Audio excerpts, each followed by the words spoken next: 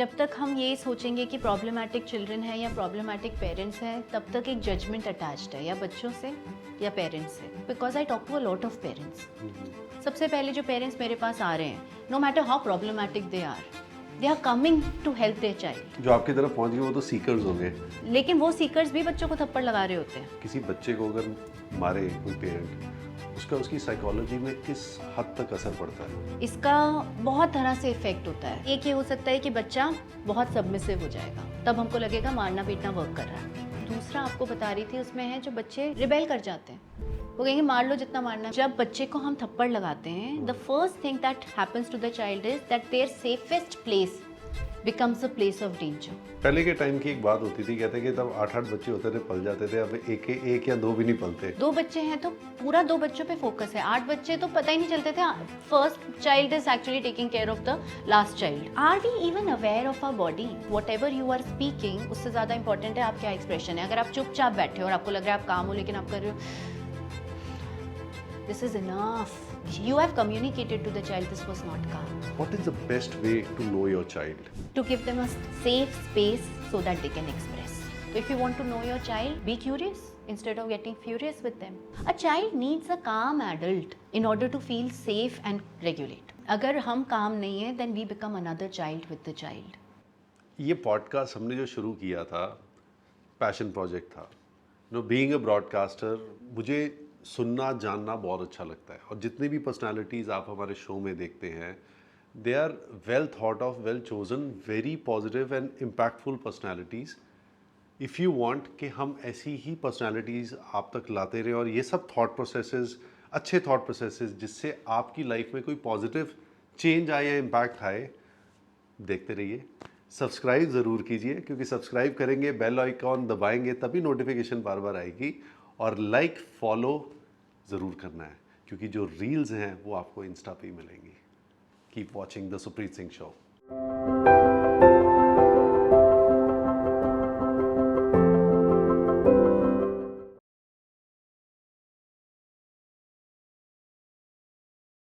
Hi Ishina, how are you doing? I'm doing very well and I'm very happy to be here. No, we are equally happy and I think probably more happy because दो चीज़ें हैं। एक तो आज children's day है, तो children's day पे दे can not be a better person talking about जो हम प्रॉब्लमेटिक पेरेंट्स के बारे में प्रॉब्लमेटिक पेरेंट्स, हाँ ऐसे शुरू करेंगे हम पॉडकास्ट। बट हाँ, children's day so it will be child centred. Finally welcome to the Supreet Singh show. Thank you. तो ये जो प्रॉब्लमेटिक पेरेंट्स वाली जो मैं बात बोल रहा हूँ, ये एक ऐसी चीज़ है कि हम प्रॉब्लमेटिक चाइल्ड या प्रॉब्लमेटिक चिल्ड्रन की तो हमेशा बात करते हैं, but what I find is जब बच्चा छोटा होता है तो उसको कुछ पता नहीं होता, और वो कहते हैं ना कच्चा घड़ा होता है, तो वो कच्चे घड़े को पेरेंट्स ही बनाते हैं। जो पेरेंट्स के पुराने ट्रॉमाज होते हैं जो आगे बच्चे पे भी जाते हैं, और वो एक साइकिल, विशेष साइकिल चलता आ रहा है। तो जिस वजह से हम ज़्यादा प्रॉब्लमेटिक पेरेंट्स ही रहते हैं, तो बच्चा बाद में उसी वजह से प्रॉब्लमेटिक बनता है। अब इसी पे हम शो की शुरुआत करेंगे। तो you have a great knowledge and great experience in handling parents, problematic parents. तो what is the main crux, and ये टूट क्यों नहीं रहा अभी भी सोसाइटी में? देखो, एक्चुअली जब तक हम ये सोचेंगे कि प्रॉब्लमेटिक चिल्ड्रन है या प्रॉब्लमेटिक पेरेंट्स हैं, तब तक एक जजमेंट अटैच्ड है या बच्चों से या पेरेंट्स से। तो सबसे पहले we'll have to just understand that it's just relationships that we are talking about. We are talking about consciousness. ये तब टूटेगा जब पेरेंट्स अपने अंदर जाएंगे और वो बच्चों को ब्लेम करना बंद कर देंगे, और हम कहीं ना कहीं पेरेंट्स को ब्लेम करना बंद कर देंगे, और उनको भी उनके सर्कमस्टांस को समझेंगे और उनको हेल्प करेंगे और उनको भी कॉन्शियस करने में हेल्प करेंगे। मैं आपसे इसलिए इस तरह से बात कर रही हूँ because I talk to a lot of parents. I take so many personal sessions where parents will come and they are going to share their problem. सबसे पहले जो पेरेंट्स मेरे पास आ रहे हैं, no matter how problematic they are coming to help their child. They are coming from a place of help. तो मतलब वो एक तरह से जो आपकी तरफ पहुंच गए वो तो सीकर्स हो गए। सीकर्स, लेकिन वो सीकर्स भी बच्चों को थप्पड़ लगा रहे होते हैं। अच्छा। वो रुकना चाहते हैं, वो अपने अंदर जा रहे हैं, वो देख रहे हैं कि कहीं ना कहीं कोई प्रॉब्लम है जो मुझे समझ नहीं आ रही है. So the only way we can break this is when parents start becoming conscious that they have an effect on the child. कोई अगर किसी बच्चे को अगर मारे कोई पेरेंट, उसका उसकी साइकोलॉजी में किस हद तक असर पड़ता है? मार मार के बच्चों को डिसिप्लिन कराना, इसका बहुत तरह से इफ़ेक्ट होता है. 2 तरह से मैं आपको क्लियरली बता सकती हूँ. या तो आप बच्चा, ये बच्चे के नेचर पे डिपेंड करता है कि वो किस तरह से इस चीज़ को लेगा. पॉजिटिव नहीं निकलता लेकिन फिर भी. एक ये हो सकता है कि बच्चा बहुत सबमिसिव हो जाएगा, तब हमको लगेगा मारना पीटना वर्क कर रहा है, क्योंकि बच्चा बात सुनता है. देखो आज मैं डॉक्टर बन गया क्योंकि मेरे पेरेंट्स मुझे मारते थे, अगर वो मुझे इस तरह से डिसिप्लिन नहीं करते तो मैं यहाँ पहुँच ही नहीं पाता या पहुँच ही नहीं पाती. इस तरह के कमेंट्स, इस तरह की बातें भी बहुत करते हैं लोग, क्योंकि वो बिलीव करते हैं कि मारने पीटने से ही आज वो इस तरह से बन पाए हैं. लेकिन एक्चुअली उनके अंदर भी बहुत इनर चाइल्ड है. उनका मेंटल हेल्थ, उनकी एंग्जाइटीज़, या वो हाइपर हो जाते हैं क्या, या उन पेरेंट्स को आप पूछो कि आप अपने बच्चे को थप्पड़ मत लगाओ तो वो बोलेंगे हमसे कंट्रोल ही नहीं होता. जब वो नहीं चाहते हैं लगाना तब भी वो लगा रहे हैं. सोचिए कि उनमें कितनी एंग्जाइटी है. क्यों नहीं? अच्छा, एंग्जाइटी. क्योंकि जब बच्चे को हम थप्पड़ लगाते हैं, the first thing that happens to the child is that their safest place becomes a place of danger. They are scared of the place that is supposed to be the safest for them. थोड़ा सा इसमें मैं better explain, मतलब detail में चाह रहा हूँ, क्योंकि ये एक ऐसी प्रॉब्लम है. And what I find is, जो पेरेंट्स भी हैं कहीं ना कहीं अंदर से हील नहीं हुए. उनके भी शायद बचपन के जो उनको कह रहे हैं कि डिसिप्लिन करने के लिए मार पड़ी है, वो उनके कुछ ज़ख्म बन गए हैं और वो आगे कैरी फॉरवर्ड हो रहे हैं और वो एक थॉट प्रोसेस बन गया है यहाँ. तो ये जो है, ये कितना डीप है सोसाइटी में इस समय? देखिए, वही मैं आपको बोल रही हूँ ना कि एक है जो बच्चे सबमिसिव हो रहे हैं, और मैं जो दूसरा आपको बता रही थी उसमें है जो बच्चे रिबेल कर जाते हैं. वो कहेंगे मार लो जितना मारना है, मैं फिर भी नहीं करूँगा या करूँगी. डीप बहुत ज़्यादा है, लेकिन अभी इसकी डेप्थ समझ नहीं आ रही है, क्योंकि हमको ना हमारा ओरिएंटेशन बहुत ज़्यादा अचीवमेंट्स पे है. डॉक्टर बन जाओ, आगे कुछ मतलब पायलट बन जाओ या अचीव कर लो कुछ, चाहे मार मार के बच्चे को पढ़वा दो, लेकिन बच्चा पढ़े, बच्चा सही बिहेव करे, चाहे मार मार के करवाओ. और हमें ये सब वर्क करता हुआ दिखता है क्योंकि हम वो देख रहे हैं. लेकिन आज आप देखो मेंटल हेल्थ इश्यूज़ कितने ज़्यादा आ रहे हैं, पेरेंट्स में हो, एडोलेसेंस में हो, या जो मेंटल हेल्थ इश्यूज़ आ रहे हैं वो हमें अब अलार्मिंग लग रहे हैं ना. तो यहाँ से हमें दिख रहा है कि कितना डीप है. तो ये मेंटल हेल्थ इश्यूज़ इसी जनरेशन में आ रही हैं, पहले भी थे? देखो, मेंटल हेल्थ इश्यूज़ तो रहे ही हैं. आज हमें ज़्यादा खुल के पता लग रहा है क्योंकि इसके बारे में बहुत बात हो रही है. मुझे आज भी याद है जब मैं प्रेग्नेंट हुई थी फर्स्ट टाइम 7 इयर्स बैक, मैं इतनी अवेयर नहीं थी. मैं पोस्टमार्टम डिप्रेशन के थ्रू गई हूँ, मेरे को पता नहीं था. 1 साल 1.25 साल तक तो मुझे समझ ही नहीं आता था कि मैं खुश क्यों नहीं हूँ, मुझे प्रॉब्लम क्या है. या आज भी मैं वो पिक्चर्स देखती हूँ ना, तो मुझे वो पिक्चर्स देख के वही फीलिंग याद आती है, वो सैडनेस की फीलिंग, क्योंकि वो पिक्चर के साथ, वो टाइम के साथ एसोसिएट हो गई है. पर मुझे पता नहीं था कि मुझको है. अब after I got to know about postpartum depression, I realized I had it. This time when I had my baby, I knew that I might get depressed, I might feel all these things. तो awareness में आ गई है. तो आप बोलोगे तब तो नहीं था, अब है. तब पता नहीं था, अब पता है. बस मतलब एक्नॉलेजमेंट का फ़र्क आ गया, बस अवेयरनेस पता चल गया है. हाँ, तो बात ज़्यादा हो रही है, इसलिए लगता है आजकल सभी को डिप्रेशन हो रहा है. कितने सारे पेरेंट्स हैं जो अपने एडोलेसेंस की बात करते हैं, बोलते हैं यार मेरी बेटी है 16 साल की, मुझे बोलती है इसको डिप्रेशन है. 10 ज़रा कोई डिप्रेशन होता है? मतलब मुझे कहती है साइकोलॉजिस्ट के पास ले जाओ. ऐसे बहुत बारी पेरेंट्स बात कर रहे होते हैं आसपास, जब मैं सुन रही होती हूँ तो उनको ये भी नहीं पता कि उनको कितना डिप्रेशन या उनको कितनी एंग्जाइटी है. They don't even realise it. आपने ना एक पॉडकास्ट में बहुत अच्छी चीज़ बोली थी, मैंने सुनी थी वो.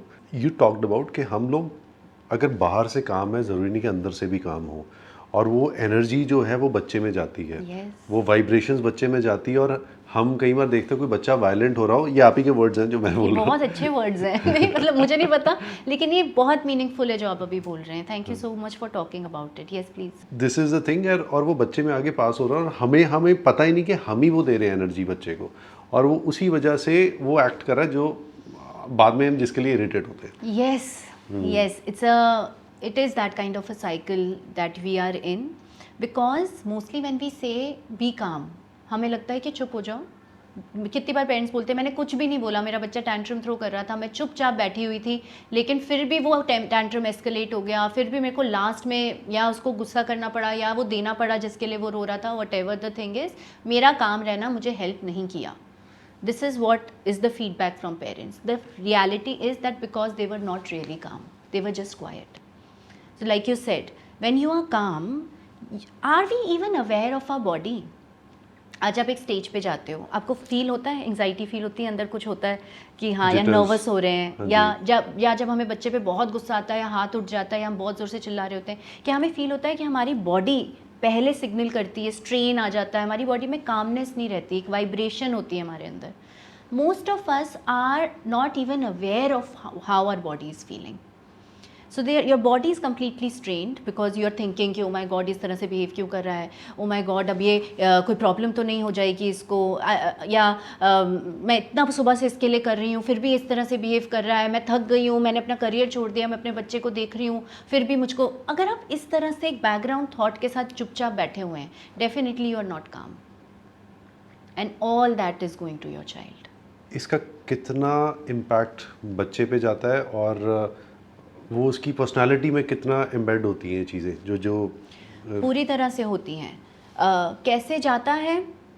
सबसे पहले तो if you will really work on being calm, and it takes practice, but anyone who's listening to this or even you as a parent, be conscious of your body. Like when you meditate, you can feel that your body gets calmer.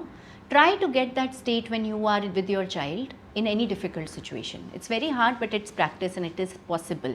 Then you see that does the behavior of your child change? Does the response of your child change? Or does that situation get better for you? That is what will make you believe that this works.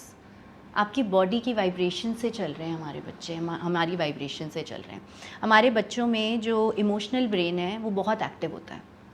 Emotional brain और logical brain comparatively अभी it's in the making. सो जो emotional brain है इसका मतलब कि हमारे बच्चे non verbal पहले समझते हैं. That means whatever you are speaking उससे ज़्यादा इंपॉर्टेंट है आप क्या एक्सप्रेशन है. अगर आप चुपचाप बैठे हो और आपको लग रहा है आप काम हो लेकिन आप कर रहे हो this is enough, even this is enough for the child to, you have communicated to the child this was not calm. तो ये जो हम शब्द यूज़ करते हैं इसका कितना डीप इम्पैक्ट जाता है और इसकी जब भी कोई बड़ा होता है तो वो जो शब्द की लेबलिंग होती है कि ऐसा बीबा बच्चा है, ऐ शरारती है, वो जो बार बार हम बोलते रहते हैं, वो जब बड़ा हो जाता है सब लाइक आफ्टर 18 साल की उम्र के बाद उसको कितना इम्पैक्ट उसकी पर्सनालिटी में जाता है जो हम शब्द बचपन से यूज़ कर रहे होते हैं. The children are understanding about themselves through us. Whatever we tell them they are today, they think they are that. मतलब अगर आप बच्चे को बोलते हो यार ये कितना शैतान है, पता है ये कितना नॉटी है, सबको बिल्कुल बहुत तंग करता है, तो they become that, they think they are that. तो बहुत इम्पैक्ट है, पर्सनालिटी बनती है बच्चों से. देखो बच्चों की दो चीज़ें चल रही, नेचर और नर्चर. एक बच्चा नेचर लेके आया है. हम कितनी बार पेरेंट्स बोलते हैं कि अच्छा अगर पेरेंटिंग से ही बच्चे चेंज होते हैं या पेरेंटिंग से ही बच्चे बनते हैं तो ट्विन्स तो दोनों कितने अलग होते हैं. पेरेंटिंग तो सेम है, माहौल सेम है, क्योंकि बच्चे अपने नेचर भी लेके आए हैं, अपने एक्सपीरियंसेस भी लेके आए हैं. तो मैं ये नहीं कह रही सिर्फ पेरेंट्स ही बच्चों को बना रहे हैं, लेकिन बहुत हद तक बना रहे हैं. Because the first environment, the child's brain is being formed through the interaction with the environment. जितनी बार वो पेरेंट्स से इंटरेक्ट करते हैं, जितनी बार वो चीज़ें विटनेस करते हैं, उनका ब्रेन बनता जा रहा है. अब ये ब्रेन उनका बेस बनेगा आगे के लिए. फॉर एग्जाम्पल आपने मुझे ये भी पूछा था कि जब हम बच्चों को गुस्सा कर देते हैं या देखो अब लेबल कर देते हैं या जिस तरह से हम बिहेव करते हैं तो बच्चे पे क्या इम्पैक्ट पड़ता है. बच्चा ना समझ रहा है कि जब गुस्सा आता है तो कैसे बिहेव करना है, वो हमसे सीखते हैं ये चीज़. तो जब whenever I do things that are not according to my parents, this is how my parents start shouting at me or starts behaving with me. So next time when things do not go according to me, this is how I will also start behaving. So that's why we say कि अगर parents में emotional control, emotional regulation नहीं है तो बच्चों में develop होना बहुत मुश्किल है. Because they are not, no one is modelling it for them. उनका ब्रेन अभी तो बन रहा है. अब वो बड़े होके ब्रेन में वो चीज़ है ही नहीं, रेगुलेशन देखा नहीं, बना नहीं, अब मुश्किल लगता है, अब गुस्सा आ जाता है बहुत ज़्यादा. क्योंकि आज के बच्चे कल की यूथ है और वही आपकी सोसाइटी बनाएंगे. बिल्कुल. जो भी सोसाइटी में चीज़ें होंगी. बिल्कुल. तो इसके लिए तो टेक्निकली फिर पेरेंट बनने से पहले क्रैश कोर्स होना चाहिए. बिल्कुल होना चाहिए. बिल्कुल. क्रैश कोर्स क्या, मैं कहती हूँ कि हम बच्चे कर लेते हैं, हमें बच्चों के बारे में नहीं पता होता. ज़्यादातर पेरेंट्स जो मेरे पास आते हैं वो कहते हैं हमारा बच्चा बहुत टैंट्रम थ्रो करता है, ये करता है, वो करता है. और आपको पता है सबसे पहले उनका जो एक एक्सप्रेशन है वो काम डाउन हो जाता है मेरी एक लाइन से, कि ये तो बच्चे करते ही हैं, ये नॉर्मल है. और वो कहते हैं अच्छा करते ही हैं, ऐसा होता ही है. तो मैं सोचती हूँ अगर पेरेंट्स को ये पता होगा कि ऐसा होता ही है, अगर वो थोड़ा सा उनको बच्चों के बारे में पता होगा तो शायद वो इतनी टेंशन भी नहीं लेंगे. आजकल थोड़ा वो भी प्रेशर रहता है कि इसका बच्चा ये भी कर रहा है, इस क्लास में भी जा रहा है, ये भी सीख रहा है, वो भी बहुत प्रेशर है. और एंड आप अपने बच्चे को कंपेयर कर देते हो कि वो बच्चा तो यहाँ पे भी प्राइज ले आया. अरे you have to constantly fight that pressure as a parent. Being such a conscious parent that I consider myself, see, I am into this field only, I am helping parents only. So if in spite of being here, sometimes I have to consciously work on this pressure. क्योंकि मुझे भी लगता है यार ये तो नहीं कर रहा कुछ, यार बच्चे इतनी क्लासेस जा रहे हैं, मैंने तो नहीं डाला हुआ क्लास में, कहीं कहीं ये पीछे तो नहीं रह जाएगा, कहीं मैं कम तो नहीं कर रही हूँ, as a parent am I doing enough. तो ये थॉट्स आते हैं, ये बहुत नेचुरल थॉट्स हैं. But again the point is to ask yourself that क्या चाहते हो आप अपने बच्चे के लिए. My child should be emotionally resilient, successful. तो वो गोल्स पे अगर आप पहुंच रहे, वो गोल्स की तरफ आप जा रहे हो, आपका माहौल क्या है, आपका इन्वायरमेंट क्या है, अगर आप उस पर काम कर रहे हो, I think that is the most important thing. ये रैट रेस नेवर एंडिंग है. What is the best way to know your child? To give them a safe space so that they can express. I'll explain it, but to give them a safe space. Safe space क्या होती है? एक non judgemental space होती है. आपको school से complaint आई या आपको किसी पेरेंट ने बोला इसने इसको मारा, और सबसे पहले अगर आप उसको बोलोगे कि क्यों मारा आपने बेटा, ऐसे क्यों किया, या मैम ऐसे बोल रही थी, आप नहीं ध्यान नहीं दे रहे हो क्लास के अंदर, ये जजमेंट है. यहाँ पे बच्चा बंद हो जाएगा. How will you get to know your child. आपने तो चाइल्ड की साइड की स्टोरी भी नहीं सुनी. लेकिन यही अगर पेरेंट बच्चे को समझना चाहता है is in the child's team in spite of wanting to discipline, तो शायद वो बोलेंगे यार आज टीचर ने ऐसे बोला था, क्या हुआ था क्लास में, हुआ था क्या कुछ, वो वाला बच्चा को कोई मार वार दिया था क्या, कैन यू जस्ट आस्क. शायद वो बच्चा बोले वो मुझे बार बार गाली दे रहा था और हमें ये बात पता ही नहीं है. और अगर हम नहीं सुनेंगे तो हम बच्चे, अब after this, now these are the situations in the early years that is going to decide if your child is going to keep sharing with you or will stop sharing with you. So if you want to know your child, be curious instead of getting furious with them. Be curious instead of being furious with them. Yeah. So we should interact more and listen. Active listening, active questioning, asking. अच्छा फिर क्या किया आपने. Less explaining, less lecturing. और ज्ञान कम दें और सुने ज़्यादा. क्योंकि ज्ञान देने से कोई फ़ायदा होता भी नहीं है. आप देख लो कितने पेरेंट्स से लेक्चर देते हैं, एक्सप्लेन करते हैं, लेकिन फिर बोलते हैं इतना समझाते हैं पर समझता नहीं है. क्योंकि समझाना is not the only way children are learning. Children are learning by seeing us, looking at us, and second way is when we connect with them. क्योंकि एवरी चाइल्ड इज़ डिफरेंट और हर किसी की अपनी पर्सनालिटी होती है. हमारा एक थॉट प्रोसेस होता है कि ऐसे ही होना चाहिए या ऐसे, हम आर लिमिटेशन हम बच्चों पे थोप देते हैं, जिससे बच्चा, वो आप कह रहे हैं कि जैसे आपने बड़ा अच्छा एक्सप्लेन किया कि वो या तो रेबेल हो जाता है या सबमिसिव हो जाता है. तो जो थोड़े से वीक हार्ट वाले बच्चे होते हैं वो सबमिसिव हो जाते हैं, जो दूसरे होते हैं वो रेबेल हो जाते हैं, कहते हैं कि मैं तो यही करूँगा, जो करना है कर लो. एंड बाद में इन अ वे क्रिमिनल माइंडसेट्स भी ऐसे ही बनते हैं in future. This is another thing. आप एक बहुत अच्छी बात आपने बोली, मुझे इससे याद आया. मैं किसी पेरेंटिंग एक्सपर्ट थे बाहर के, वो पढ़ रही थी और किसी ने यही बोला था कि उन्होंने यही बोला था कि बहुत सारे पेरेंट्स सोचते हैं कि अगर हम मारेंगे नहीं, इस तरह से बिहेव नहीं करेंगे, हार्श नहीं होंगे, तो बच्चे आगे जाके वीक हो जाएंगे.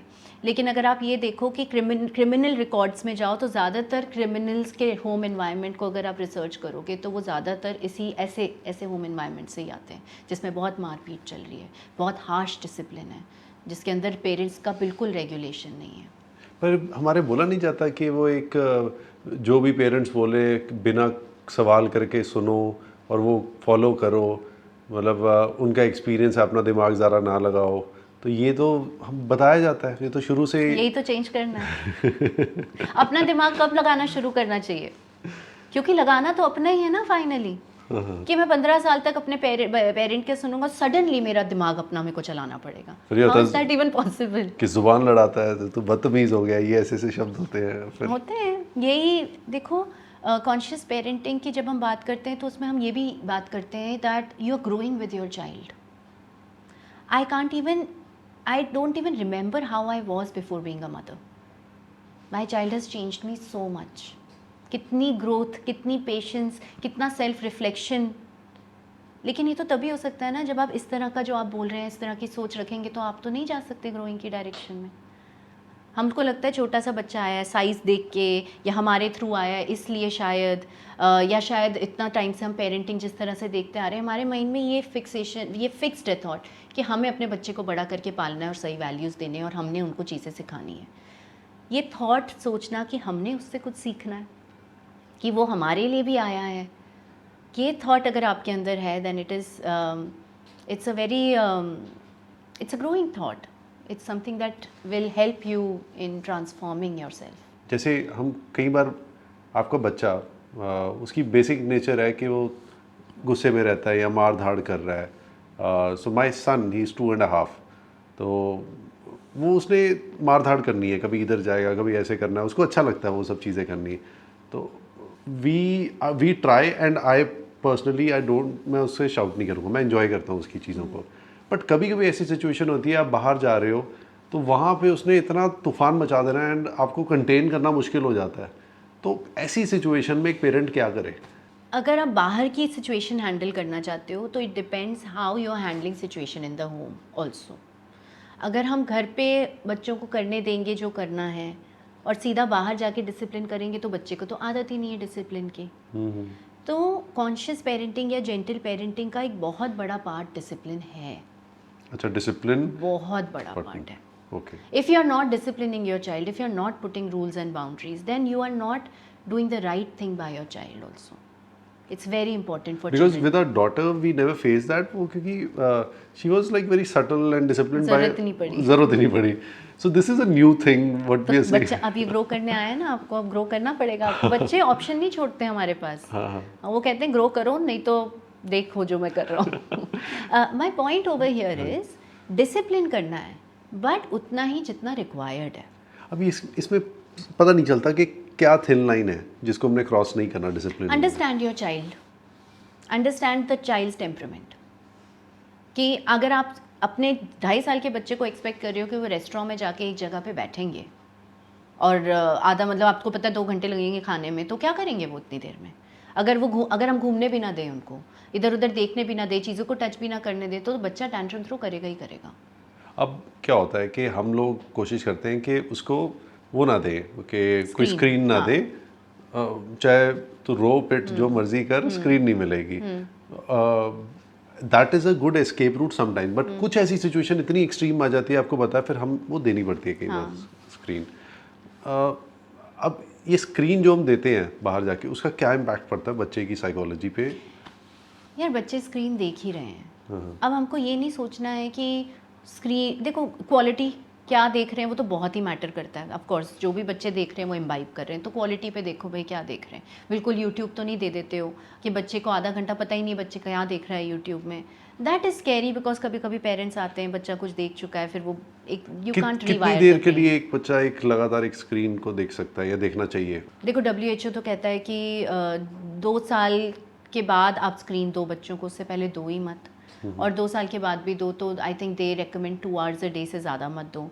And that should also start like 3 years पे शायद हाफ एन आवर शुरू कर सकते हो। वो इस तरह से बात करते हैं। बट वो तो अगर हम उनसे छीनेंगे लेंगे तो वो तो फिर हल्ला और मच जाता है कि क्योंकि देगा। यहाँ पे डिसिप्लिन आता है।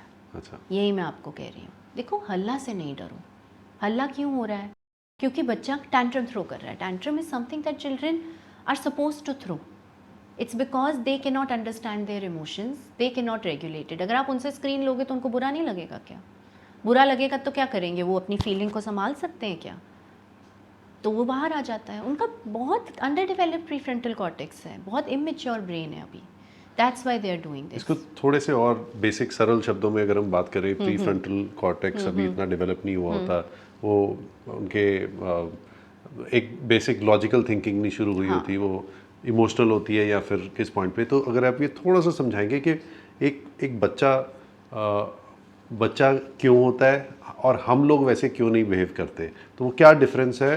एक्चुअली हम लोग भी वैसे ही बिहेव कर रहे हैं।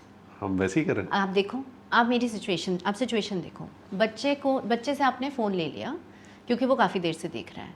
बच्चे को इरिटेशन हुई, हल्ला मचा, उसने जो भी किया, रोया, गुस्सा किया, हाथ पैर मारे, जो भी किया उसने, उस पॉइंट पे क्या बच्चे को क्या फील हुआ? वो अपसेट फील हुआ, हेल्पलेस फील हुआ, because he can not really take the phone without your permission. वो फीलिंग्स हुई and that directly came in their body because of that under developed brain. ये हमें समझ आ गया, that's why they behave like this. They don't have that filter ही नहीं है, उनका वो जो है वो रिएक्शन वो आएगा, डायरेक्टली आ जाता है सामने। अब बच्चे को देख के आपको कैसा लगा? गुस्सा आया, आपको हेल्पलेस लगा because you can't do anything, आप थके हुए हो, एग्जॉस्टेड हो, आपका क्या सिचुएशन है? आपने उस बच्चे को देख के जो अपना फिल्टर यूज़ किया कि आप भी गुस्सा करने लग गए, आप भी बोलने लग गए, पहले कितनी देर से मैंने बोला हुआ है कि दे दो, फिर आप ऐसे ही बिहेव कर रहे हो, इसलिए मैं आपको स्क्रीन नहीं देती हूँ, अब चुप हो जाओ पहले, अभी पापा आ रहे हैं, अभी मैं बताती हूँ आपको, या स्लैप लग जाए या बहुत गुस्सा आ जाए। अब आपने क्या किया? आपने भी अपने इमोशंस को गिव इन कर दिया, आपने तो कोई रेगुलेट नहीं किया। लेकिन हमारे पास रेगुलेटर्स हैं, बच्चों के पास तो है ही नहीं ना। अगर हम यहाँ पे यूज़ करके उनको दिखाएं तो शायद बच्चा भी सीखेगा। A child needs a calm adult in order to feel safe and regulate. ये बहुत अच्छी लाइन है, a child needs a calm adult.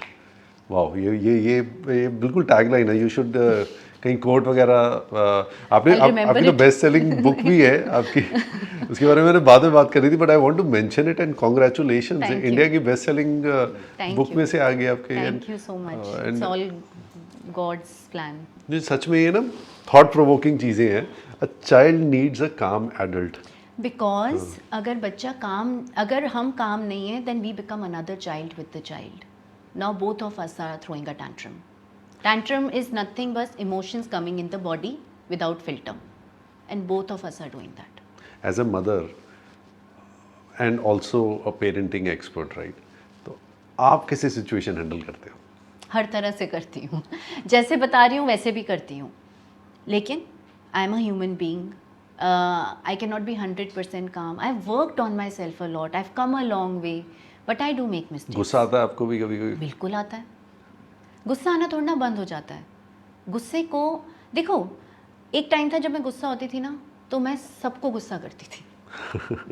मैं गुस्सा हूँ तो मेरे इम्पेशेंस मेरे बच्चे पे निकलेगी, शायद मैं किसी से इरिटेट हो जाऊँ, शायद अपने हेल्पर से इरिटेट हो जाऊँ, शायद इरिटेट होके टोन हो जाए मेरी। उससे I have come to a place where अगर मैं गुस्सा हूँ ना, तो मैं समझती हूँ कि अभी ना मेरा मूड ठीक नहीं है, I am having too many emotions. तो वो इमोशन अब मेरी अब ये this is what defines me कि when I am angry will I make everyone's life difficult, or if I'm angry, will I deal with it within myself and still regulate?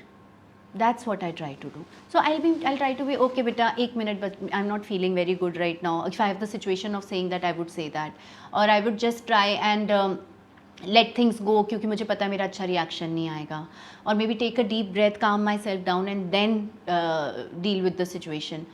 So that is regulation.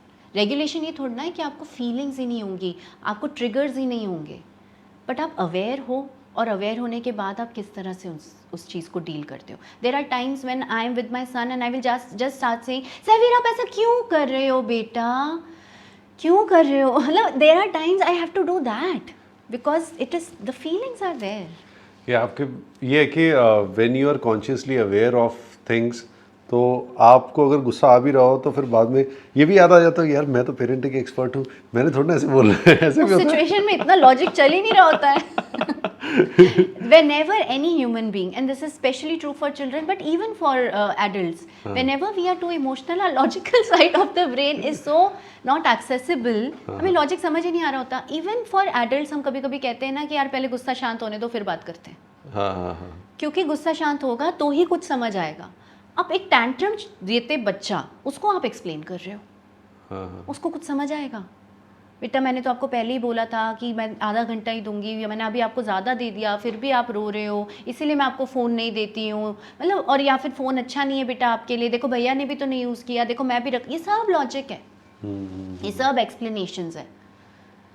इस situation में आपको बच्चे के साथ connect करना है emotionally. मतलब हम ओवर लॉजिकल हो जाते हैं कई बार। हम तो बहुत ही लॉजिक देते हैं, बच्चों को नहीं समझ आते इतने लॉजिक। बच्चों को लॉजिक समझाना है तो पहले इमोशनल कनेक्ट देना पड़ेगा। आप ऐसे समझ लो कि emotional side of the brain gets so activated during emotions और during tantrums. If you want to get to the logic, you have to connect to the emotional side, then you will get access. तभी Okay. कहते हैं empathise.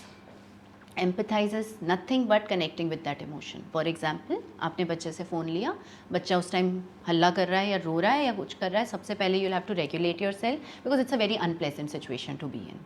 There's a lot of emotion that the child is showing, and you are also exhausted, tired, going through your own troubles, whatever it is. So whatever you are going to feel, you will have to be conscious and be calm. So in that moment, okay beta, okay. And then after being calm, the first thing that you do is that you connect with that emotion. And what is that emotion? बच्चे को phone नहीं मिल रहा, उसको चाहिए, या उसको screen नहीं मिल रही, उसको चाहिए, तब बोलो आई नो आपको देखना था, आई नो मेरा पेपा बिग भी नहीं खत्म हुआ था, ओ इसलिए आपको बुरा, अच्छा वो एपिसोड फिनिश ही नहीं हुआ था इसलिए आप रो रहे हो, ओ मेरा बच्चा, we are still not giving the phone or the screen, whatever the child was और उसका वॉचिंग, इमोशन निकलने बट दिया। क्या हम उसको कनेक्ट कर सकते हैं? फॉर एग्जाम्पल, इफ माई सन से मैंने क्लास नहीं जाना, आई बिल्कुल मन नहीं कर रहा आज, इधर आ, इस थोड़ा ना मैंने बोल दिया कि नहीं जाओ, but I have realized that children are mostly just expressing it. The first thing, sometimes my son will come, take off his bag and say आज मैं क्लास नहीं जाऊँगा. अब मैं इस टाइम पे बोलना शुरू कर दूँ, क्यों बेटा क्लास तो जाना है, ऐसे थोड़ा ना होता है, तो मैं एक्सप्लेन कर रही हूँ और डिसिप्लिन कर रही हूँ. यहाँ तो ये भी हो जाता है कि तूने कुछ नहीं करना लाइफ में, तेरे बहुत टीवी तरह के देखना है। थॉट्स आते हैं, बेटा मेहनत तो करनी ही पड़ती है तभी आगे जाते हैं, ऐसे भी मन करता है मेरा बोलने का. मैंने कहा लेकिन देखो children, are our children allowed to feel emotions in our house? Can they express? Are we giving them that space? Or are we just telling them to stop crying, stop getting angry, stop saying this line? वो एक emotion express कर रहा है, उसका मन नहीं है उस, लेकिन ज़्यादातर अगर मैं पेशेंटली उसको डील करूँ और उससे कनेक्ट करूँ, by the time it's time to go to the class, he is going, he is just frustrated and tired after coming from school, and that's what he wants to say at that time. अगर मैं target करूँगी तो वो issue बन जाए. बहुत सही बात है ये. I have a 10-year-old girl and 2.5-year-old son. So daughter and son, एक तो एज डिफरेंस है, तो हमें वो एक वेरिएशन बहुत दिखती है, मिलती है दोनों में. एंड सेकंड इज जो डॉटर है वो एक डिफरेंट एज पे है अभी. हाँ तो सन 2.5 पे है, और वो 2.5 पे आपको पता है क्या होता है, यू हैव 2 सन्स. हाँ 2.5 पे तो प्रीफ्रंटल कॉर्टेक्स अभी किक इन ही नहीं हुआ होता है. No logic, only emotions. एक तो जो डॉटर्स और जो सन्स होते हैं, या गर्ल्स एंड बॉयज़ का, इनका भी फ़र्क होता है हैंडलिंग में, या सेम होता है? कैटेगराइज करोगे डॉटर्स और सन्स को तो इसलिए कर सकते हो क्योंकि कैटेगरी बनी हुई है, लेकिन देखो नेचर तो सब तरह के एग्जिस्ट करते हैं. हम कहते हैं कि नहीं लड़कियां ज़्यादा सुन लेती हैं, but we have seen girls who are rebels also, और who will take their stand, who will have a voice, and we have seen boys who will be more sensitive. So I really don't believe in categorizing them as boys and girls. I believe in just understanding that every child is different. Let's understand them. Okay. And age difference पे भी, क्योंकि जो issues बच्चों के होते हैं, जो उनके बिहेवियर्स होते हैं, at the age of 2 are different, at 5 are different, at 10 are different, and because अभी she is not an adolescent, so वो नहीं मुझे अभी पता. बट इसमें जो चेंजेस होते हैं, ये क्या मेजर चेंजेस रहते हैं, और इन स्टेजेस को कैसे हैंडल, जो ट्रिकी स्टेजेस को कैसे हैंडल करना चाहिए पेरेंट्स को? ये होते हैं 2.5 साल पे बच्चों का अलग आपको चैलेंजेस रहेंगे, 5 पे अलग, 10 पे अलग, 15 पे अलग. कैसे होते हैं? एक्चुअली बिहेवियरल माइलस्टोन्स भी होते हैं. जैसे हम लोग फिजिकल माइलस्टोन्स की बातें करते हैं ना, कि एक बच्चा पैदा होता है तो कब चलेगा, कब बोलेगा, कब क्या पढ़ सकता है, कब कैसे बात, मतलब ये सब फिजिकल माइलस्टोन्स होते हैं.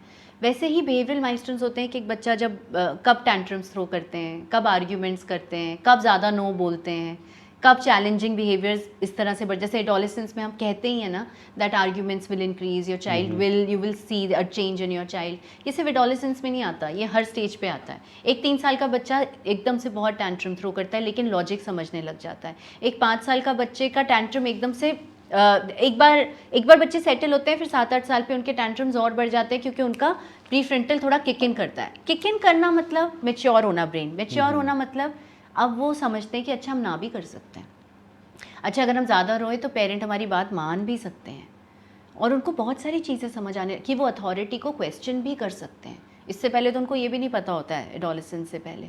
सो their brain is changing, that's why these challenges are changing. कैसे नेविगेट करना है, how you are going to be with your child since the beginning will decide the later years also. Okay. अगर आप शुरू से उनको गुस्सा करके थप्पड़ लगा के चला रहे हो, क्योंकि बच्चे चल जाते हैं उस स्टेज पे, कुछ तो तब भी नहीं चलते हैं अगर वो थोड़े से भी हाई ऑन एनर्जी या फिर स्ट्रॉन्ग विल्ड हो। तो अगर आप बच्चों के साथ कनेक्ट कर रहे हैं, अगर आप बच्चे को अंडरस्टैंड कर रहे हैं, अगर आप काम पेरेंटिंग की कोशिश कर रहे हैं फॉलो करने की, अगर आप एक जेन्युइन सेल्फ हैं अपने बच्चे के साथ, not even going by the book always, whenever I say, even if you read any parenting book, either even my book, read it, then follow your heart, be genuine with your child, be connecting with your child. Instead of, don't judge your child, don't judge yourself, be kind to your child, be kind to yourself. That kind of relationship if you are going to form, then later years will become easier for you to navigate. Challenges will come, you will be able to, you will be empowered to navigate them, and your relationship का जो एक base बैठा हुआ है ना आपके साथ early years का, वो आपको बहुत help करेगा। मतलब स्टार्टिंग से ही हमें ध्यान रखना है, ऐसा नहीं है कि हम पहले बच्चे को ऐसे ही चलाते रहे बाद में इमीडिएटली, क्योंकि ये एक बहुत बड़ा चैलेंज होता है, स्पेशली विद मदर्स को बहुत फेस होता है कि ये बच्चा तो पहले जैसा नहीं रहा, तो ये वो नहीं है, तो बार बार, क्योंकि उनके लिए शॉक होता है। ये बहुत अच्छी बात बोली आपने, क्योंकि क्या होता है कि अभी तक जो वो पेरेंटिंग स्टाइल फॉलो कर रहे थे वो चल गया। अभी तक थप्पड़ से काम चल रहा था, गुस्से से काम चल रहा था, इमोशनल ब्लैकमेल से काम चल रहा था, थ्रेटनिंग से काम चल रहा था। अब हो गए बच्चा बड़ा, अब ये चीज़ें हो गई, मतलब यूज़ नहीं हो पा रही हैं, they are not effective any more. That is the reason they feel their child has changed. That's why I say कि जो आपको लग रहा है ना आज काम कर रहा है, ये यार तो एडोलेसेंस में आपको पता चल जाएगा, एक्सपायरी है इनकी, इन स्ट्रैटेजीज़ की एक्सपायरी है, threatening, hitting, scolding too much, lecturing and that kind of top down approach अगर आप यूज़ कर रहे हो, वो आपकी एक्सपायरी आएगी ही आएगी। आप कभी ना कभी लॉस्ट फील करोगे एज अ पेरेंट, क्योंकि आप कंट्रोल नहीं कर सकते अपने बच्चे को एक पॉइंट के बाद। अब जैसे एक छोटी सी चीज़ है, बेटा खा ले नहीं तो भूत आ जाएगा, तो एक फियर मॉन्गर हो गया बच्चे के माइंड में। बिल्कुल, पहले कहते थे कि सो जा बेटा नहीं तो गब्बर सिंह आ जाएगा, बोला तो इस चीज़ का किस लेवल तक इम्पैक्ट जाता है बच्चे में, और फियर कॉम्प्लेक्स कैसे बनता है, आगे डेवलप होता है? देखो, जो हमारी सेफ स्पेस है वही हमें डरा रही है। It is very confusing. Gabbar आ जाएगा तो आप किस लिए बैठे हो फिर? मेरे मन में सबसे पहले यही आता है कि बच्चा क्या सोचेगा कि अच्छा गब्बर आ जाएगा और मेरे पेरेंट कुछ नहीं करेगा, मतलब मैं खाना खा लूँ नहीं तो। It's very confusing and it's very short term. The minute the child realizes after a few times there is no Gabbar coming, what will you do? फिर आप नई स्ट्रैटेजी ढूंढोगे कोई। अब आप बोलोगे फ़ोन नहीं मिलेगा, अब बोलोगे ये नहीं करने दूंगी, खाना खाओ पहले, या गुस्सा करोगे या थप्पड़ लगा दोगे। कुछ ना कुछ तो एक पॉइंट पे आपको करना ही पड़ेगा ना बच्चे को खाना खिलाने के लिए। ऊपर से खाने के साथ एसोसिएशन क्या जा रही है। आई मीन आपके अल्टीमेट गोल्स क्या हैं? अभी हम लोग ना कितना शॉर्ट टर्म गोल पे फोकस करते हैं। अभी मेरा बच्चा खाना खा ले, ये पर्टिकुलर मील जल्दी से खाए, मेरा अगला काम करना है मैंने, या मैंने बच्चे को भेजना है। मैं समझती हूँ ये, आई एम अ मदर, मतलब एवरी डे हम बच्चों के साथ ये प्रोसेस कर रहे होते हैं एंड इट्स एग्जॉस्टिंग। लेकिन आप ये सोचो कि जो आप अभी कर रहे हो उसका नेक्स्ट मील और नेक्स्ट मील्स पे क्या असर होएगा। What will be your child's association with food. There are times when a parent comes to me कि मेरा बच्चा खाना नहीं खाता, कि 5 साल के बच्चे की बात कर रहे हैं, पर वो उस स्टेज की प्रॉब्लम थोड़ी ना है, वो तो 6 महीने पे जब उन्होंने फीडिंग शुरू करी थी तब से शुरू हो रही है। वो एसोसिएशन के कारण आज बच्चा इस स्टेज पे पहुंच गया कि अंदर ही नहीं जाता खाना। ये सब डराने से, गुस्सा करने से, फोर्स फीडिंग से, डिस्ट्रैक्ट कर करके फीडिंग से, ओवर फीडिंग से, स्ट्रेस इतना क्रिएट कर देते हैं। कुछ चीज़ें होती है कि जो बच्चे बिल्कुल नहीं खाना चाहते बट हम उन्हें खिलाना चाहते हैं, क्योंकि हमारे हिसाब से वो पौष्टिक है। तो उस केस में मतलब कैसे हमें या तो हैंडल या विड्रॉ कैसे करना चाहिए, सो दैट, एंड वो कैसे समझें कि ये बच्चे को क्योंकि क्या होता है, जो एक सिंपल सा लेमैन में है, every parent want their child to be the best, look the best, और वो मतलब दुनिया में वही हो बस। तो उस केस में हम फोर्स फीडिंग भी बहुत करते हैं इन टर्म्स ऑफ, चाहे खाना हो, चाहे नॉलेज हो, चाहे कोई भी ऐसी एक्टिविटी हो, तो हमें होता है कि हमारा बेटा करे, हमारा बच्चा करे। तो उस केस में, और ये जैसे हम बात कर रहे हैं ना, तो अच्छा लग रहा है, बट ये प्रैक्टिकल ग्राउंड लेवल पे बहुत कई लोगों को डिफ़िकल्ट होता है। कहते हैं उस समय हमें समझ ही नहीं आता, हमारे 100 काम रुके होते हैं, बट हम बच्चे को भी देखें, फिर बच्चे को फिर उस केस में पेरेंट इरिटेट हो जाता है। अब वो कैसे समझे, और ये कैसे, इसका एक इजी सा सोल्यूशन हो जो हर एक पेरेंट यूज़ कर सके। देखो, you get good at what you practice. If you're practicing a lot of impatience with your child every day, it's going to be very difficult for you to regulate at the time. मैं मानती हूँ बहुत सारा काम है, बहुत exhausted है हम, और गलती करने पे भी मैं नहीं कहती कुछ गलत है, गलतियाँ भी करो, लेकिन at least believe that you can change, that a change can come. There is how do you, it all matters कि आप सोच क्या रहे हो. अपनी सोच पे काम करो. आप अपने बच्चे को खाना खिला रहे हो, मैं आपको 2 सोच बता दूंगी, आपका बिहेवियर चेंज हो जाएगा. आप एक सोच पे, यार ये खा नहीं रहा, ऑलरेडी अंडर वेट हो रहा है, कल भी मासी ने कहा था कि इसका कितना वेट कम हो गया है, देखना इसका हाइट भी नहीं हो रही, इसका क्या होगा.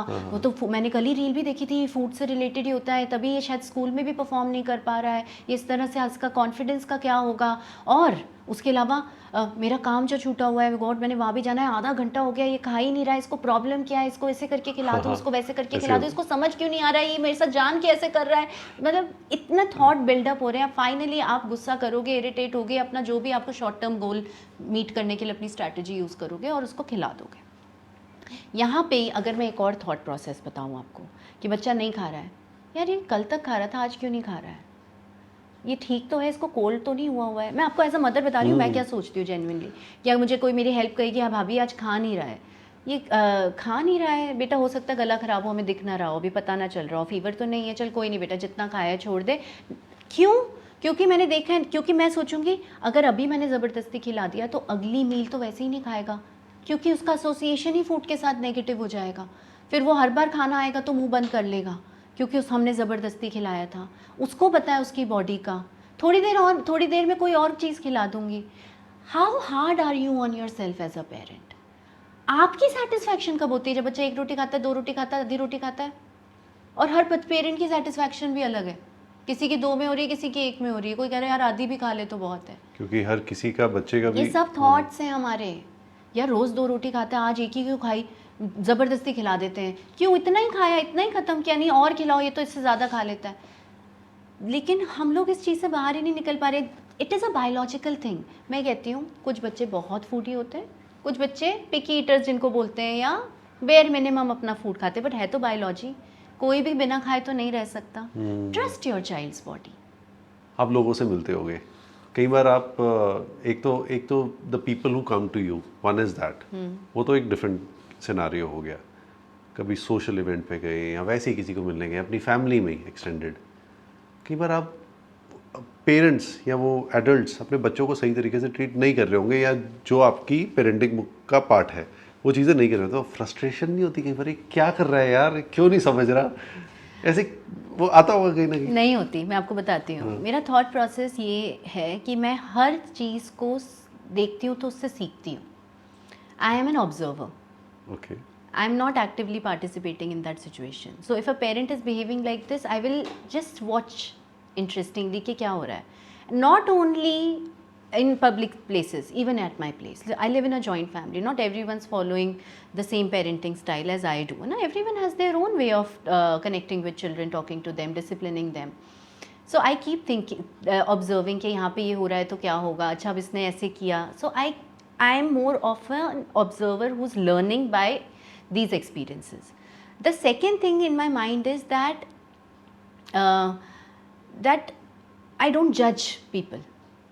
बिकॉज आई बिलीव दैट वो भी कहीं से आ रहे, they are also coming from somewhere, right. Their parenting, their situation, sometimes parents are going through a lot. अगर मैं मतलब मेरे जैसा person, especially if I am going in a restaurant and a parent has given a screen to a child and the child is eating, I will be the last one to judge, because I don't know the situation of the parent. That parent might be completely exhausted and emotionally drained and might be going through something so hard that this is the only break that this parent got in the whole day. Or maybe that parent has been not giving screens the whole day so that she can get these 15 minutes. I don't know what that parent is going through and circumstances doing. क्या है उसका कुछ नहीं पता. So how can I judge? हाँ, एक instinctive help करने की फीलिंग आती है कि यार काश मैं इसको समझा पाती, काश आई विश कि ये समझेंगे, कभी ना कभी ज़रूर समझेंगे. But then I also believe that everyone is going through their own journey and everyone's journey is different. 5 years, 6 years, 7 years back जो ये बातें मैं आज कर रही हूँ, शायद मुझसे कोई करता तो मैं समझ भी ना पाती, because I was not at that place in my journey. I could only understand these things when I came here, मतलब I came to this stage. Sometimes parents come to me, 1-1 घंटा पर्सनल सेशन हो जाता है, बात हो जाती है, पर मुझे समझ आ जाता है कि शी इज़ नॉट और he is not there yet. मैं कितना भी समझा लूँ, फिर वो पेरेंट्स अपने आप ही 2-3 महीने बाद आएंगे and there is a change in them, या वो अब इन बातों को एक्सेप्ट कर रहे हैं. तो सबका टाइम आता है लर्न करने का. पहले के टाइम की एक बात होती थी, कहते कि तब 8-8 बच्चे होते थे, पल जाते थे. अब एक या दो भी नहीं पलते, वो भी डिफ़िकल्ट हो गया है. अब पहले और अभी में वो क्या डिफरेंस है और ये क्यों बोला जाता है? यार पेरेंट्स अब बहुत इन्वॉल्व भी हो गए, अवेयर भी हो गए, पॉजिटिव है. 2 बच्चे हैं तो पूरा 2 बच्चों पे फोकस है. 8 बच्चे तो पता ही नहीं चलते थे first child is actually taking care of the last child, ये तक हो रहा होता था. पेरेंट्स के पास भी टाइम नहीं होता था and the whole community is raising children that time, है ना, नहीं पता चलता था. अब ये इन्वॉल्वमेंट के कारण बैलेंस में गड़बड़ आ गई है. अब बैलेंस देख लो तो ओवर इन्वॉल्व हो जाते हैं तो हेलीकॉप्टर पेरेंट की कैटेगरी में चले जाते हैं. हेलीकॉप्टर मतलब कि ये भी कर लो, ये भी कर लो, ये भी कर लो, और बच्चों को मिस्टेक भी ना हो, मतलब हमेशा I should be there. Helicopter parent, हाँ, मतलब हेलीकॉप्टर की तरह अपने बच्चे के ऊपर ही हो पूरे टाइम, क्योंकि Hover एक ही कर रहे हैं बच्चा है, बस. 2 ही बच्चा है, तो हमारे पास टाइम भी है ना ये करने का. Specially if you are not maybe working and you are just taking care of your children. पर वो बाउंड्री, वो बैलेंस हमको, हम स्पेस नहीं देते फिर बच्चे को. फिर बच्चों को ग्रोथ की स्पेस नहीं मिलती. The child, we have to allow children to make mistakes, we have to allow children to experience things in their own ways. We cannot always keep protecting them. जब हम ये चीज़, या we cannot keep pushing them to achieve things, we'll have to give them space over there. तो वहाँ पे हमको रोकना पड़ता है. तो आजकल पेरेंट्स तो वेज चेंज हो गए हैं चेंज होने के, मतलब now we have to stop at that, ये गड़बड़ ना हो जाए हमसे. या एक जेंटल पेरेंटिंग की जो अप्रोच आजकल अवेयरनेस में आ रही है पेरेंट्स के, यहाँ कन्फ्यूजन आ जाता है डिसिप्लिन वाला. जेंटल पेरेंटिंग के नाम पे पैम्परिंग एंड परमिसिव पेरेंटिंग हो रही है. कितने सारी बार मुझे कमेंट्स आते हैं मेरी रील पे कि इसी से बच्चे बिगड़ जाते हैं. बच्चे जेंटल पेरेंटिंग या काम पेरेंटिंग से नहीं बिगड़ते. बच्चे बिगड़ते हैं जब उनको बाउंड्रीज ही नहीं मिलती, जब हम उनको उनकी हर जिद को हाँ कर देते क्योंकि हम नो ही नहीं कर पा रहे हैं. हम ही इतने रेजिलियंट नहीं है कि हम अपने बच्चे का रोना देख लें फिर भी अपनी नो पे रहें. वहाँ पे बच्चे बिगड़ने लग जाते हैं. उनको लगता है सब कुछ हमारे हिसाब से चलेगा.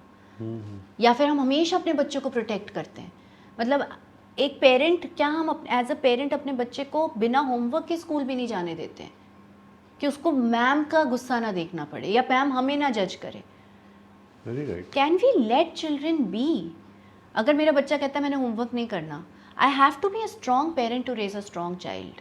सो as a strong parent I will say ठीक है फिर मत करो बेटा, फिर कल देख लेना. And as a strong parent, it was very hard, but I had to let my child go with that homework. And when he came back, I thought he'll learn something. And then I asked him कि बेटा फिर क्या हुआ, वो homework तो आपने किया ही नहीं था. तो कहता मैंने तो चुपचाप कर लिया, मैम को पता ही नहीं चला, और मैंने कॉपी कर लिया. वो भी लर्निंग है उसकी. फिर मैंने कहा फिर अब अगली बार क्या करोगे, क्लास में करोगे? नहीं, अगली बार मैं करके जाऊँगा. मतलब क्या वो मेरे गुस्से से मैं उसको होमवर्क कराऊँ कि मैं उसको एक्सपीरियंस लेने दूँ? हम बच्चों को छोड़ नहीं पा रहे हैं कहीं ना कहीं, इतने ज़्यादा शायद इन्वॉल्व हो चुके हैं बच्चों के साथ, स्पेस नहीं दे पाते कई बार. अब मैं थोड़ा सा जानना चाह रहा हूँ, आप ये कैसे चाइल्ड साइकोलॉजिस्ट या पेरेंटिंग एक्सपर्ट बने कैसे? ये मतलब ये this, because this is a very rare profession in a way, and you're doing great in it. You're I think a celebrity. Parenting expert.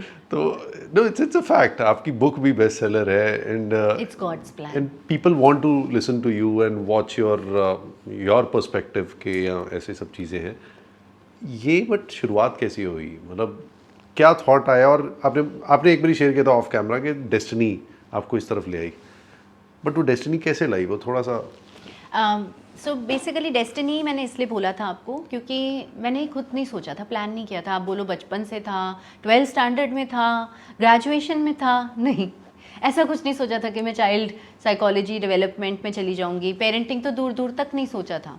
Even masters करा था तब मैंने ये फील्ड ले लिया था, तब भी नहीं सोचा था कि पेरेंटिंग पर से में चली जाऊंगी। तब भी it was all related to child and human development. लेकिन इंटरेस्ट बहुत था तो पढ़ती रही। इसी के अंदर पीएचडी करनी थी, जेआरएफ क्लियर किया स्कॉलरशिप के थ्रू, फिर पीएचडी करी। इंटरेस्ट बढ़ता जा रहा था, जितना मैं पढ़ती थी उतना इंटरेस्ट बढ़ता था। तभी मैं कहती हूँ कि it was somewhere in me and it was just mutual. It's like I was interacting with the studies that I was doing. I was understanding it and imbibing it in that way. Then मेरी PhD जब complete हो रही थी तब मैं pregnant हो गई। मेरी thesis भी parent child relationship पे थी, by chance. Okay. That's why I say it's destiny. There were so many topics that I could have was taken. supposed to happen. But I just took this topic after so many topics. And then I became a parent. My real journey started after I became a parent. That was life changing for me. मैंने जितनी पढ़ाई करी थी ना सब एक तरफ, पर जो उस बच्चे ने मुझे सिखाया वो अलग। Because whatever I studied, when I practically applied it, I realized that what things do not work or what things are not working and why, and how when I tell parents to be calm, it is so hard. If I would know, I was not a parent, I would just say be calm and handle your child. But now being a parent, I'll say it's so hard to be calm, but still try and be calm. I think I became more empathetic towards parent, more compassionate, more connecting. I became, my solutions became more practical. They were not bookish anymore. And I started, while becoming a parent, I started my page. After becoming a parent, I started my page and started sharing whatever I was learning through my child or my education. And then parents gave me a lot of love. They started connecting on social media. They started commenting that how much they are able to understand what I'm saying. And I think it was also coming because I was sharing whatever I was going through with my child also. उसने मुझे बहुत boost किया कि यार जो मैं बोल रही हूँ वो लोगों को समझ आ रहा है एंड लोग कनेक्ट कर रहे हैं। That give me a lot of boost. फिर मैं पढ़ती रही और ये शेयर करती रही अपना। इंस्टाग्राम ने मुझको बहुत कॉन्फिडेंस दिया मेरी नॉलेज के ऊपर। You have more than 1.2 million followers on Instagram. मतलब मैं वो भी डिवाइन प्लान है। मैं नहीं कर सकती थी विदाउट गॉड्स प्लान, ये मेरा प्लान नहीं हो सकता था। तो इसने मुझको बूस्ट किया। फिर बुक तक भी मैं इस तरह से पहुंची कि इतने पेरेंट्स से बात कर चुकी थी, इतनी वर्कशॉप्स ले चुकी थी। So you know when you are in such a field, you are not only giving information, you are learning also. It's mutual. When you're interacting with so many parents and understanding their unique problems, आपका कितना research हो रहा है। तो मुझे समझ आने लगा कि हो क्या रहा है, किस तरह के बच्चे, किस तरह की सिचुएशंस है, अलग अलग सिचुएशंस में working parents, non working parents, joint families, not joint families, किस तरह की एंग्जाइटीज़, किस तरह की इंटरेक्शंस, एक्चुअली क्या चल रहा है। How if I tell a parent empathize, they don't even understand the meaning of empathy. If I tell them be calm, they don't, I have to break it down, I have to go to that deeper or that basic layer and help them and understand. तो वो सब कुछ कर करके और workshops कर करके मेरे मन में आया कि अब I have to put it in a book. Only then it will actually reach the people that I'm not able to reach till now. And So I wrote this book. Can you tell us a little more about your book? So this book, it is for parents. You as a there are so many adolescents or there are so many young people who sometimes message me that we also read your book and we could connect. Even the editor that I had in Penguin, she also said that when I was reading, she was not a parent, and she said that when I was reading this book, I got also emotional at some places when I was reading. I could relate to my childhood. That's when she told me that please do not make your target audience only parents. The youth can also understand themselves through this book. But my target audience was parents when I was writing this book. It is for those parents who want to understand their children better, connect with them better, want to be more conscious, want to follow, their heart tells them that harsh parenting or hitting and almost always just top down approach of yelling, ये उनको भी feel होता है कि ठीक नहीं है, but they don't know what else to do. फिर कैसे करें, फिर कैसे राइट पेरेंटिंग करें. जो कंफ्यूज हो रहे हैं इस चीज़ के अंदर, ये उनके लिए है, ये उनके लिए भी है जो अपने आप को as a parent they are not feeling confident, they feel that they are making too many mistakes and they are judging themselves somewhere. ये उनके लिए स्पेशली है because this book is full of mistakes that I did and I have learned from them. So I wanted to make this book as compassionate for parents, as non-judgmental for parents when they read this book, because after all we are human beings, we are going to make mistakes. We learn more while making mistakes. Actually the learning is not as much when you are doing things right. So this is what and discipline कैसे करें, joint family, screen time, topics बहुत हैं इसके अंदर as a parent, but my heart wants to connect with lots and lots of hearts of parents through this book. अब इसी point पे आप किस स्पेस में हैं अभी, इमोशनली, मेंटली एंड स्पिरिचुअली? किस स्पेस में हूँ? सबसे बड़ी स्पेस अभी मेरी लाइफ में है मेरा, I just had a baby, he is just one year old. Lots has changed, and I'm talking to parents. Mostly parents are going to listen to this podcast, so they know when I say it. Transform हो जाती है life. तो emotionally I'm in a better place. Right after postpartum it was hard, but I could anticipate it, so I can say that it was hard, but I was more aware. So it was easier to navigate, not easier to feel, but easier to navigate, and I came out of it faster. Which I could not because I was not as aware with my firstborn. The second, so emotionally I'm in a better place. Spiritually, I'm a very spiritual person. In the last 5-6 years, I've completely transformed spiritually. I can say वो spiritual awakening या जो भी बोलते हैं. I completely relate to all that. I meditate a lot. Every day it has been my practice. लेकिन with my baby, I had to stop. I went to the hospital, I came back, I could not go back. तो वो now I have been trying to get back to that practice as much as possible. You know, with a small baby आपका routine वो नहीं हो सकता जैसे आप अपने आप में सुबह उठो बस करो. मैं जब भी सोचती हूँ मेडिटेट करूँ, कभी वो उठ जाता है, पर उसमें भी मैं I am spiritually, you know, you're always at the right place. Even if you are feeling it is hard, or I'm not able to meditate, am I not being spiritual enough? No. You get a lot of answers naturally. Naturally, I understand that this is the time maybe for me to be, I mean, you surrender. You start surrendering, you start accepting things, and you also understand that hard times are here to make you grow. It is here for you to learn something out of this. So sometimes I have these words in my mind whenever I'm going through a difficult situation. I'll tell myself that everything is fine, everything is safe, something good will come out of this, everything is happening for your higher good, you are guided, you are protected.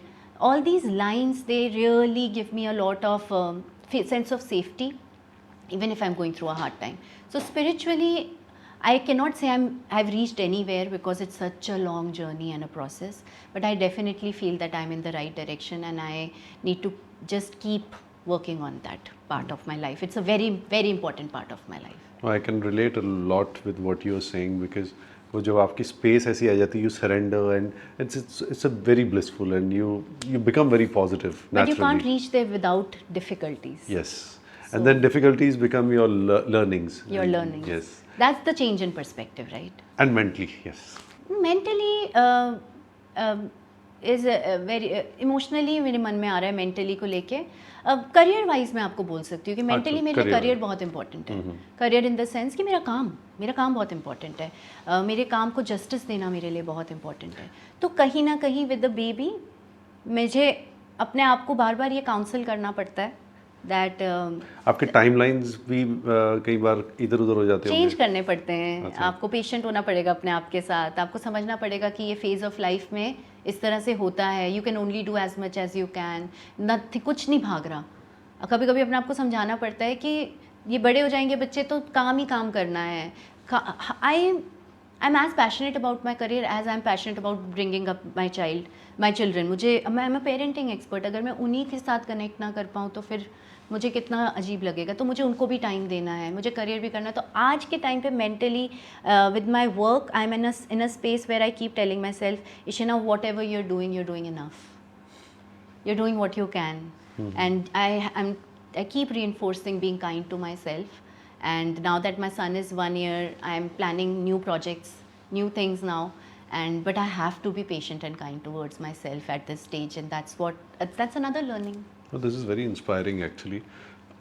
The theme of this podcast is inspire me. I have थोड़ा मेरा लंबा रहेगा ये inspire भी आपके साथ क्योंकि 3-4 points हैं.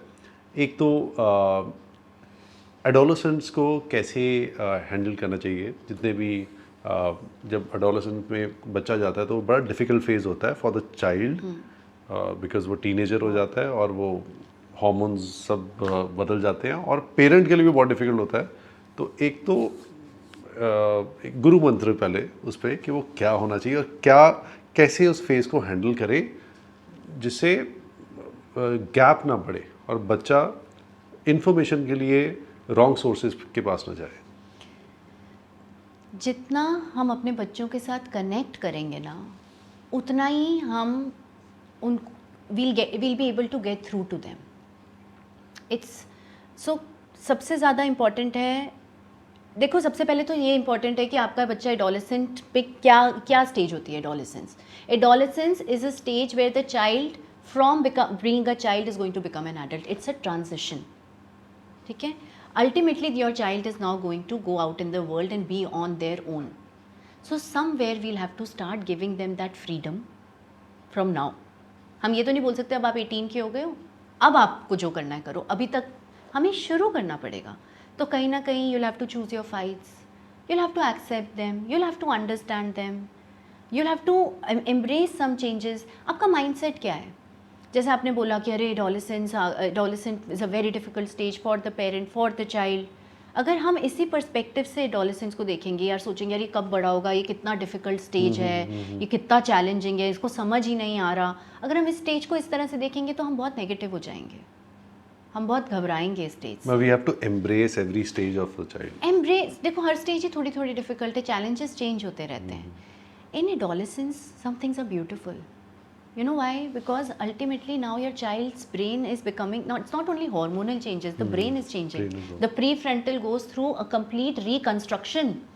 That means whatever your child was not able to understand before when they were 5, 8, their level of conversations are changing.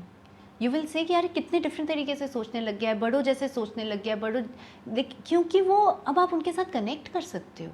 It's a stage to embrace because they are going to unravel beautifully in front of you कि अब वो क्या सोचते हैं. आपको पता है एक कॉन्सेप्ट होता है एब्स्ट्रैक्ट थिंकिंग. एब्स्ट्रैक्ट थिंकिंग मतलब कि जैसे पॉलिटिक्स, जैसे जजमेंट, इन चीज़ों, ये एब्स्ट्रैक्ट कॉन्सेप्ट्स हैं. ये आप 5 ईयर 8 ईयर्स पे जब बच्चों के साथ बात करते हो ना, it's very difficult for them to understand these concepts because their brain is not ready to understand. But in adolescence, now these children can actually understand these.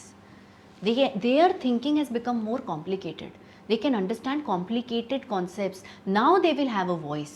Now they are going to say कि नहीं पापा ये गलत है जो आप कर रहे हो. ये शायद 8 साल का बच्चा नहीं बोलेगा, ये शायद 15 साल का ही बच्चा बोलेगा. लॉजिकल थिंकिंग, क्योंकि उनकी लॉजिकल थिंकिंग बढ़ गई है, क्योंकि अब उनको सही गलत समझ आ रहा है, मॉरलिटी आ रही है. तो आप सोचो कितना ब्यूटीफुल स्टेज है. Very nicely explained. ये पता नहीं आज तक कभी किसी ने इस बारे में बात नहीं की खुल के, और ये आज ये जो आपने भी जिस वे में मैसेज दिया है बहुत लोगों को हिट करेगा. आई होप इट्स हिट करना भी चाहिए. बिल्कुल करना चाहिए. बिकॉज एडोलेसेंस एक जो स्टेज है ना, इसमें हमने सिर्फ अपने बच्चों के साथ कनेक्ट करना है. एंड अगेन आई विल से, जो भी चैलेंजेस पेरेंटिंग में किसी भी स्टेज पे आते हैं वो हमें ग्रो करने के लिए ही आते हैं. उसमें हमारी ग्रोथ छुपी हुई है. या ग्रो हो जाओगे या फ्रस्ट्रेट हो जाओगे. What will you choose? Yes, growth ही होनी चाहिए और ग्रोथ के लिए you have to keep on adapting and evolving.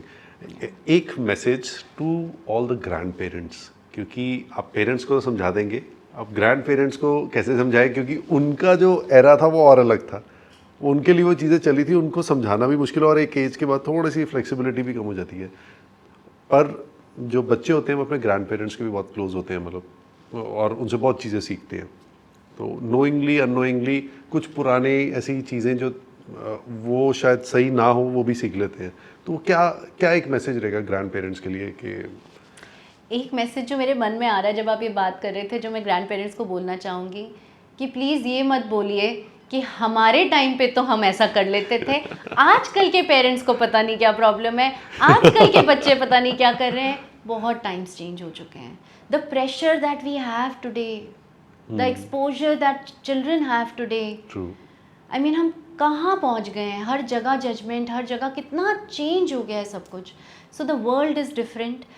So I will like to just suggest that I'm not telling you to change. You can't change at this stage. Being grandparents, you have your own way.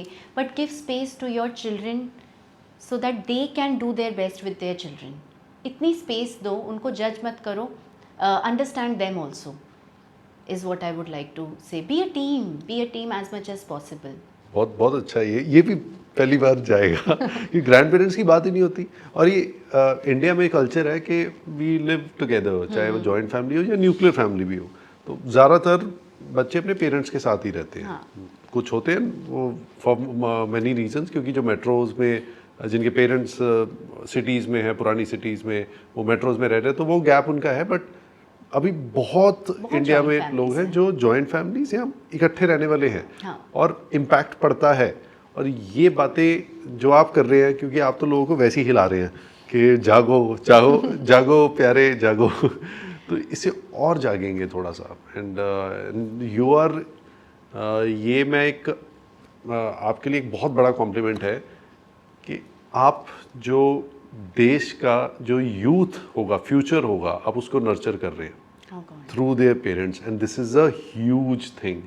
हम इस पे सबसे कम focus करते हैं, पर आज जो बच्चा है वो कल यूथ बनेगा, और वही आगे बुज़ुर्ग भी वही बनेगा। जैसे अगर आज हम इफ़ आई एम 37 टुडे, सो मैं कभी तो 1 साल का ही था या कभी पैदा ही हुआ था, तो ये ऐसे ही होता है। सो Thank you for saying that. It's a beautiful way the way you have put it. मेरा पर्सपेक्टिव भी यही है। मैं इसमें एक चीज़ बोलूँगी जो मेरे मन में आई। हम कहते हैं कि बहुत सारे पेरेंट्स को ये कंसर्न रहता है कि if I am not going to be harsh on my child, if I always be gentle and kind, then how will my child face the world, because the world is very harsh. yes. And that's a cycle, because we are harsh on our children. Children, when they grow up, they make the world harsher, because that's what they have experienced. So the cycle has to break from us.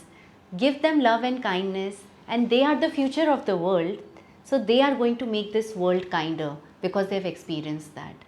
We have to change what children are experiencing in order to change the world. Amazing.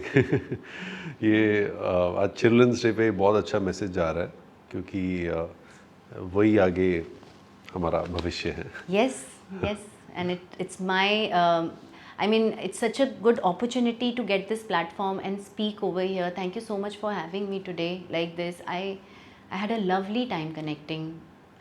After all, you are also a parent.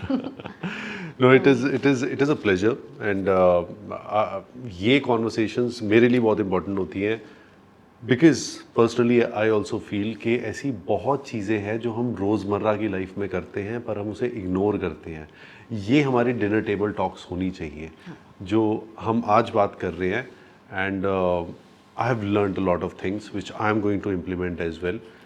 जब मैं इस podcast से पहले जब research कर रहा था, मैं तब भी सीखा था।